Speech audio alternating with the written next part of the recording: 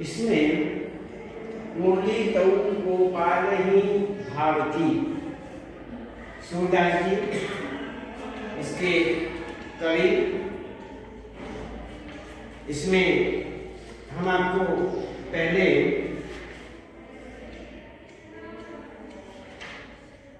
खेलन में को काको गुसैया ये आप पढ़ चुके हैं।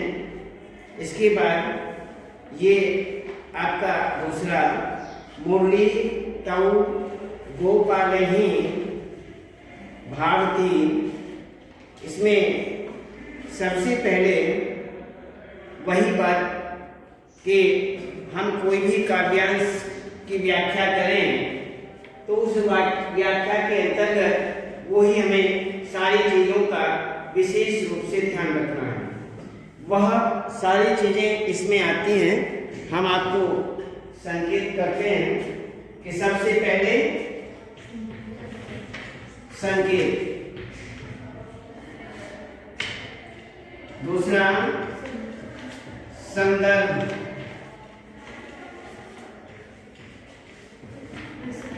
तीसरा प्रसंग, फिर व्याख्या,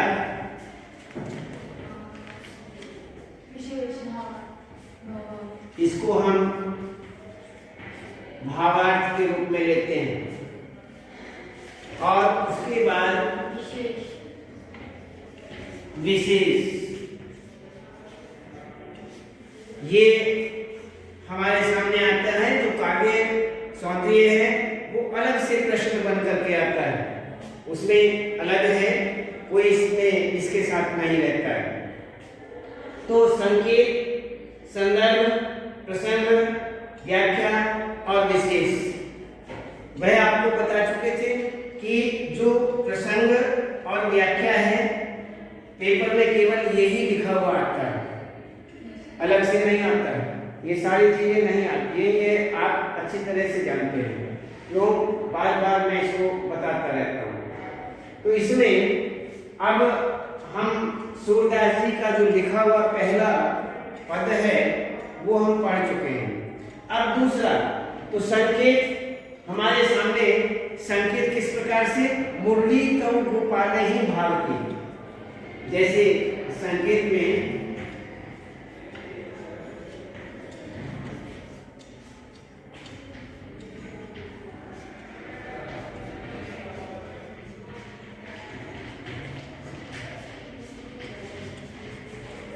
कम भी एक आध कम भी शब्द लिखा जा सकता है। आप यहीं तक लिख दें, आप यहाँ तक लिख दें, भारती भी लिखने की आवश्यकता नहीं होती। यही मान लीजिए हम भारती नहीं लिखते हैं तो इसमें कोई फर्क नहीं। यहाँ तक आपका कार्य पूरा हो गया। उसके बाद डॉट डॉट डॉट आगे और अंतिम है शीश डुलावती।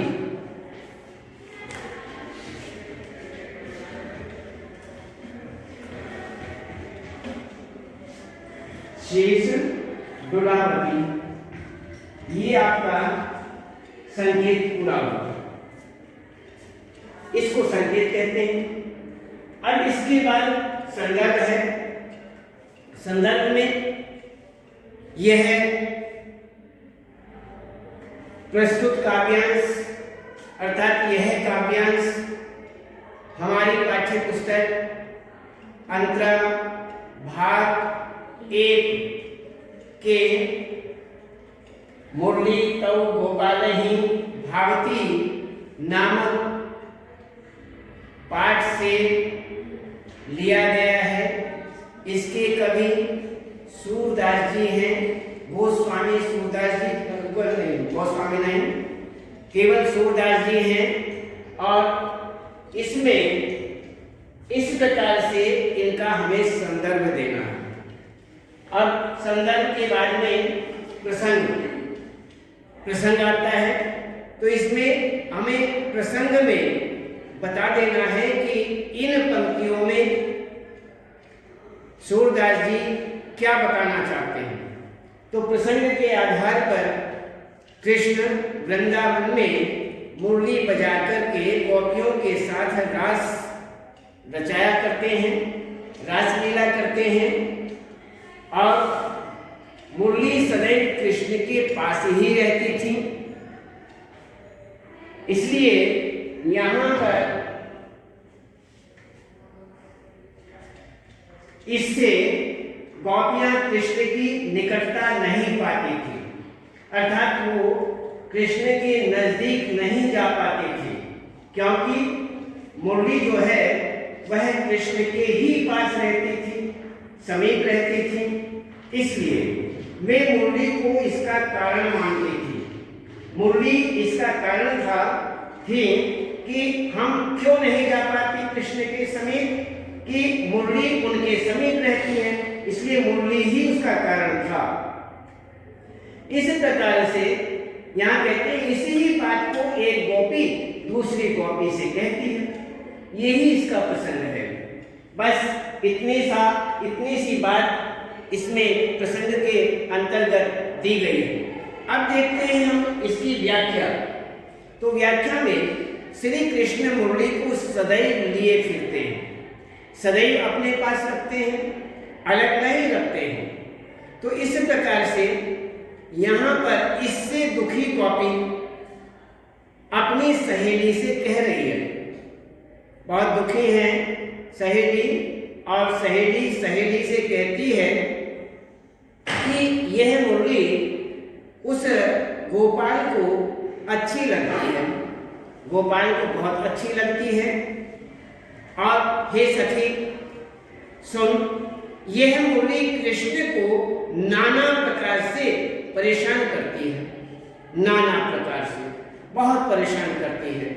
जैसे मुरली तौ रूपालहि भावती, सुनी रे सखी जदपि नंद लालहि नाना भांति नचावती, राखती एक पाई ठाड़हु करे अति अधिकार जनावती, कोमल तन आज्ञा करवावती, कति टेढ़हु हमई आरती, अति आधीन सुजान कनाउड़े गिरिधर नार नवागती, आत्मन पौढ़ी अधर सज्जा पर कर पल्लव पलुटावती, भृकुटी कुटिल नयन नासा पुट, हम पर कूप करावती, सूर प्रसन्न जानी एकौ छिन, धर तै शीस डुलावती।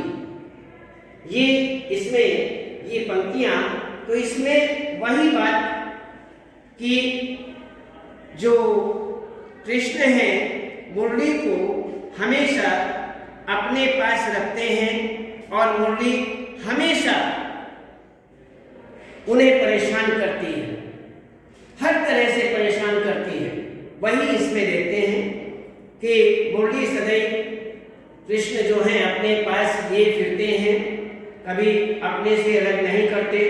इससे दुखी जो गोपी हैं अपनी सहेली से इस प्रकार कहती हैं कि हे सखी सुन, यह मुरली कृष्ण को नाना प्रकार से परेशान करती है, फिर भी कृष्ण को ये अच्छी लगती है कि मुरली तब गोपाल ही भावती, मुरली जो है गोपाल को बहुत अच्छी लगती है, भाती है, मन को भाती है।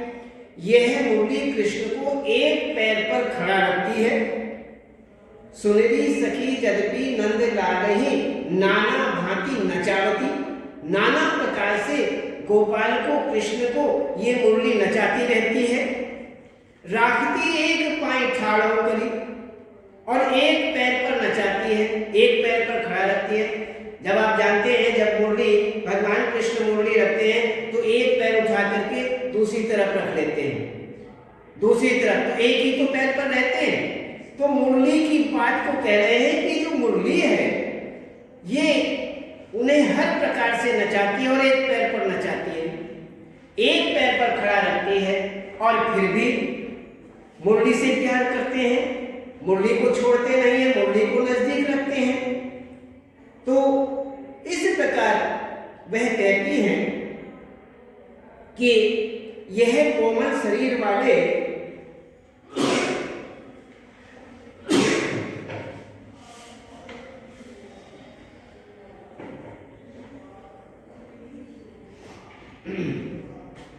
यह कोमल शरीर वाले कृष्ण से आज्ञा पालन करवाती है, जैसा चाहती है वैसा कराती है अपनी आज्ञा के अनुसार, और जिसके कारण ही कृष्ण की कमर टेढ़ी हो जाती है। जब ऐसे खड़े होते हैं तो ऐसे करके खड़े होते हैं तो कमर भी टेढ़ी हो गई। तो वही बात यहाँ पर कही गई है कि कमर भी उसमें टेढ़ी हो जाती है।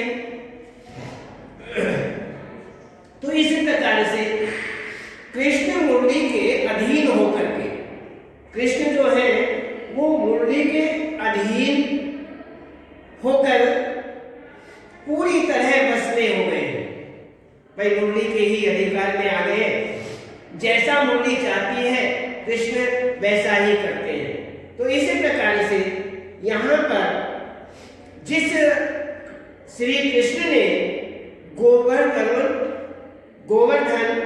पर्वत को उठा लिया था, आज एक मुरली के कारण उनकी गर्दन टेढ़ी हो गई है। उसमें गर्दन भी टेढ़ी हो जाती है जब मुरली बजाते हैं और टेढ़े खड़े होते हैं।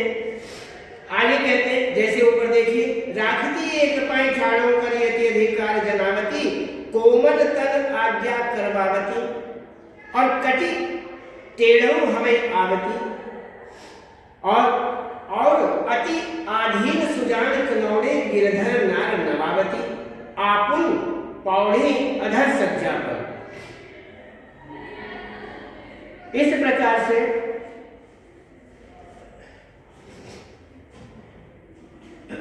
श्री कृष्ण के कहते हैं कि यहाँ पर वह खुद तो श्री कृष्ण के अधर रूपी सैया पर लेटी रहती है। भगवान कृष्ण के जो अधर बताए हैं उस पर मुरली रखी जाती है। तो उन्हें कहते हैं कि जो मुरली है वो भगवान कृष्ण के अधर रूपी बिस्तर जो है, सैया जो है, उस पर लेटी रहती है। अपने आप तो ओठों पर ओठ रूपी अधर रूपी जो सैया है उस पर लेटी रहती है, और कृष्ण के पल्लव के समान हाथों से पैर दबाती है। पल्लव पत्ते, जो कोमल कोमल पत्ते होते हैं उनके समान उनके हाथ हैं, मुरली पर हाथ होते हैं। और गोपी कहती है अपनी सखी से कि मुरली जो है, जब वह कृष्ण उन्हें स्वरों को चलाते हैं उंगलियों से, तो वह पैर बता दिए गए हैं। ये इस प्रकार की कल्पना है कि मुरली को एक स्त्री का रूप दिया है, और ये कहा है जब मुरली बजाते हैं कृष्ण तो जब अपनी अंगुलियां चलाते हैं, कोमल कोमल पत्तों के बराबर जो उनके हाथ हैं, उनके समान जो उनके हाथ हैं, उनसे उस मुरली के पैर दबाते हैं। ये यहाँ काल्पनिक स्थिति में कहा है। तो इस प्रकार से सखी कहती हैं कि इस प्रकार हाथों से पैर दबाती रहती है। तो श्री कृष्ण मुरली बजाते समय उनके छेदों पर अपनी अंगुलियां फिराते रहते हैं। अपने उनके जो छेद हैं मुरली के, उन पर अपनी अंगुलियां फिराते हैं। तो इस प्रकार से इसी मुरली के कारण कृष्ण हम गोपियों पर क्रोध करते हैं, और मुरली ही कृष्ण से ऐसा कराती है। मुरली के कारण ही हमारे पर वह क्रोध भी करते हैं, और मुरली ही उनसे ऐसा कराती है। तो इसी प्रकार से सूरदास जी यहाँ कह रहे हैं, आपुन कोढ़ी अधर सज्जा पर कर पल्लव परुटावती, भ्रकुटी कुटिल नयन नासापुट हम पर कोप करावती, सूर प्रसन्न जानी एको छिन्न और धर कई शीश डुलावती। तो यहाँ पर सूरदास जी जो हैं वह कहते हैं कि जब मुरली प्रसन्न होती है, जब खुश होती है, तो कृष्ण भी आनंद से झूमने लगते हैं। जब कृष्ण जो है मुरली बजाते हैं तो वह भी टेढ़े खड़े होते हैं, एक पैर पर खड़े होते हैं, गर्दन भी टेढ़ी हो जाती है, भौहें भी चलने लगती हैं। इसी प्रकार से वो हर प्रकार से वह कहते हैं कि कृष्ण जो है वह भी आनंद से झूमने लगते हैं, वह भी खुश हो जाते हैं। इसी प्रकार यहाँ पर हर प्रकार से सखी जो हैं वह कहते हैं कि मुरली के कृष्ण मुरली के अधीन हो चुके हैं, इसलिए मुरली उनके नजदीक रहती है। हम उनके नजदीक कैसे जाएं? हम उनके नजदीक नहीं जा सकते। तो यहाँ पर ये आपकी व्याख्या हुई। इसमें अब विशेष देखते हैं। इस पद में कवि कहता है कि गोपी शब्दों से कृष्ण की निंदा तो कर रही है, कृष्ण की निंदा तो कर रही है, पर इससे उनके हृदय में कृष्ण के प्रति जो है अगाध प्रेम दिखाई देता है, बहुत ज्यादा प्रेम है। इसलिए बुराई तो कर रही है कि भाई मुरली की वजह से ये कारण बन रहे हैं, लेकिन ये भी दिखाई देता है कि कृष्ण के प्रति गोपियों का अगाध प्रेम है। तो इस प्रकार आगे कहते हैं कवि का वाक चातुर्य। कवि अपनी वाणी के द्वारा, चातुर्यता के द्वारा काव्य पोषण दर्शनीय दिखाई देता है, अच्छा दिखाई देता है। ठाड़म, कनौड़े, पावड़ी आदि शब्द स्थानीय शब्द माने जाते हैं। जो स्थानीय वहाँ के शब्द हैं, ब्रज भाषा का माधुर्य है। तो इसी प्रकार से यहाँ पर ये सब विशेष में आता है। अब हम काव्य सौंदर्य के विषय में देखते हैं। काव्य सौंदर्य में भाव पक्ष अर्थात भाव सौंदर्य और शिल्प सौंदर्य दो रहते हैं। इस पद में भाव सौंदर्य, इस पद में गोपियों का मुरली के प्रति ईर्ष्या भाव प्रकट हुआ है। किससे ईर्ष्या कर रहे हैं? कृष्ण से नहीं, मुरली से। जो मुरली है उससे ईर्ष्या भाव दिखाई दे रहा है। दूसरा, गोपियों की वाक पटुता, जो वाणी की चतुरता है तथा नारी स्वभाव की स्वाभाविकता। जो नारी स्वभाव की जो स्वाभाविकता है, ऐसी प्रकृति होती है नारी की, उस नारी की स्वाभाविकता की यहाँ पर अभिव्यक्ति हुई है। उसे यहाँ पर इस काव्यांश में सूरदास जी ने अभिव्यक्त किया है। ये हुआ हमारा भाव सौंदर्य। अब शिल्प सौंदर्य, इस पद में ब्रज भाषा का माधुर्य है, जिसमें स्थानीय शब्दों की बहुलता है। ठाड़म, कनौड़े, पौड़ी आदि जो हैं उनमें देशज शब्दों का सुंदर यहाँ पर प्रयोग किया गया है। और अति अधिकार, अति आधीन, नार नवावती, नैन नासापुट तथा कोप करावती में अनुप्रास अलंकार है। अधर, सज्जा तथा कर पल्लव में रूपक अलंकार तथा गुपालही, गिरिधर एवं नार में श्रेष्ठ अलंकार है। इस प्रकार से आगे कहते हैं कि नचावती, नार नगावती, कोप करावती का सुंदर मुहावरों का यहाँ पर सुंदर प्रयोग किया गया है। और पद में यहाँ पर श्रृंगार रस है। श्रृंगार दो प्रकार के होते हैं। श्रृंगार में वियोग होता है और संयोग होता है। मिलने को संयोग कहते हैं, बिछुड़ने को वियोग कहते हैं। जब स्त्री पुरुष प्रेमी और प्रेमिका बिछुड़ जाते हैं उस समय वियोग श्रृंगार होता है, और जिस समय प्रेमी और प्रेमिका का मिलन होता है उस समय वहाँ संयोग रस आता है। तो इसलिए यहाँ दोनों हैं, श्रृंगार रस है। इसको श्रृंगार रस बता दिया गया सीधा। यहाँ कोई खंड नहीं किए गए, भेद नहीं किए गए, न वियोग बताया गया है और न संयोग बताया गया है। तो इसी प्रकार से यहाँ श्रृंगार रस है। तो ये हमारा हुआ ये आज पद। आज केवल हम इतना ही रखेंगे और उसके बाद फिर आगे बताएं।